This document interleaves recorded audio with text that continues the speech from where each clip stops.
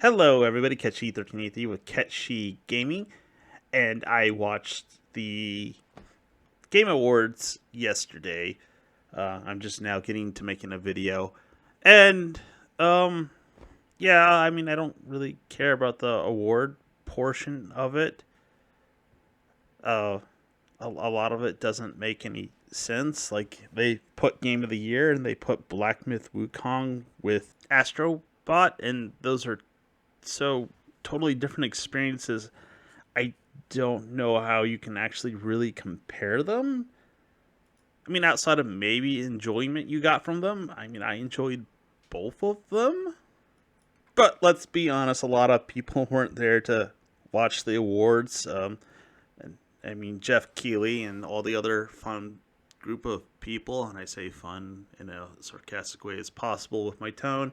I can't roll my eyes hard enough, and if I did roll them even harder, I would disconnect the optic nerve and go blind. I mean, at this point, I don't know why they let Todd Howard. And actually, in this case, Randy Pitchford was actually far worse than Todd Howard. He was actually subdued, probably because every time he opens his mouth, he says something dumb that isn't going to happen in his game. But Randy, on the other hand, oh, I mean, I don't know about many of you who may watch this, having lived through debacle after debacle of Randy and listening to him talk, especially after he destroyed Borderlands or let it be destroyed after the third game. I can't take him seriously, and I already know something cringy and bad's gonna happen, and it did. I mean, not the trailer. The trailer was fine. It was just Randy in general. It was just like, stop talking. Anyways, let's talk about the highlights, the video game trailers. So there's a ton, and I can't remember all of them. The ones I recall, I'm gonna actually put up here. So one of the first ones was The Witcher 4, and it stars Ciri this time. People were making a big deal about her face and saying it's all masculine and stuff. I'm not seeing it personally, but that's just me. She looks like an older Ciri. And I'm not the only one who thinks this either. I just think some people are taking it to an extreme place. Yes, we've seen it like Joanna Dark with her squared chiseled jaw, at least in the remake, but I'm not seeing it here. And not to mention, this is just an announcement trailer. This isn't the final product. So that just kind of makes it worse. And to be honest, this trailer actually reminded me of the Dragon Slayer movie back in 1981, starring Peter McNichol. I probably just slaughtered that.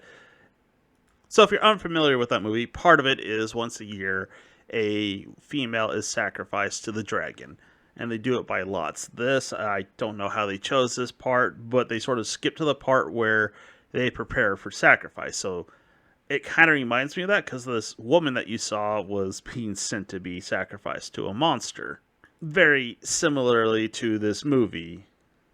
And oddly enough, that was all I can think about. I mean, it was a serviceable trailer as far as I'm concerned. It's a fantasy element. I know some people aren't happy because Ciri has gone through the trial of grasses and became a witcher. Uh, I guess they're altering canon. That's going to upset people. I've read one book. I don't remember much of it. And let's face it, a vast majority of people who are probably playing the Witcher games haven't read the books. And I don't know if they ever covered that in any of the lore. I've played all three games and I just don't remember. And I'm guessing a lot of people are in the same boat as me.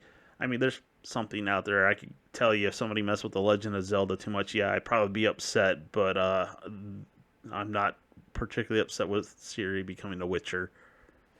Another one they'd had actually was in the pre-show. I almost forgot about this. I shouldn't say I didn't forget about it. I didn't quite record the footage in order. That's probably part of the issue. But Ninja Gaiden Ragebound, that caught my attention mainly because it's done by the same guys who did Shredder's Revenge, which was a ton of fun.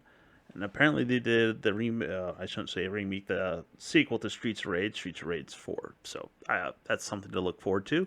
Then there's Mafia: The Old Country.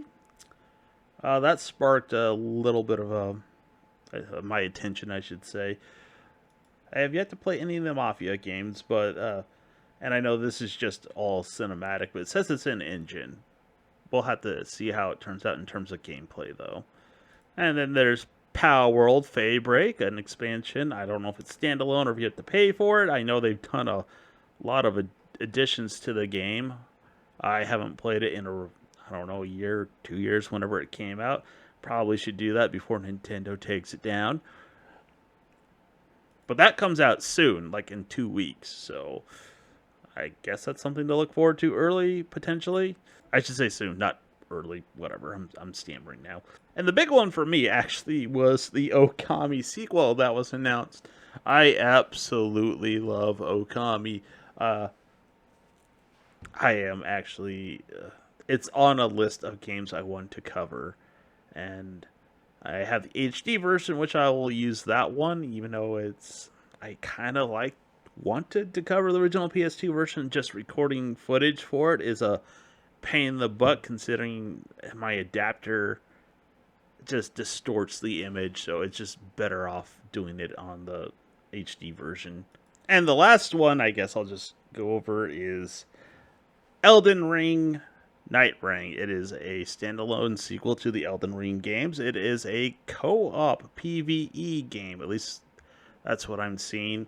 I'm sort of wondering if there's going to be some friendly fire, because that's going to be potentially dangerous. I would go back and watch the Game Awards again to see what else they debuted. They had put some clips up, but they just kept popping so many up that I just blocked the channel because it just got really annoying. And like I said, it was just like watching an abbreviated EA, which means it was embarrassing just to be watching it. Like the secondhand embarrassment was just seeped through the screen, and it was just unbearable to watch the segments that didn't involve gameplay footage. I mean, it was mainly just advertisements with gameplay footage in it. It was just a marketing vehicle